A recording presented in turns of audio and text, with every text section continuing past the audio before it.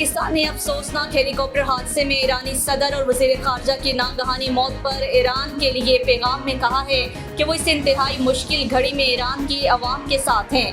तर्जुमान दफ्तर ख़ारजा मुमताज़ ज़हरा बलोच ने कहा है कि ईरानी सदर ने हाल ही में पाकिस्तान का दौरा किया था।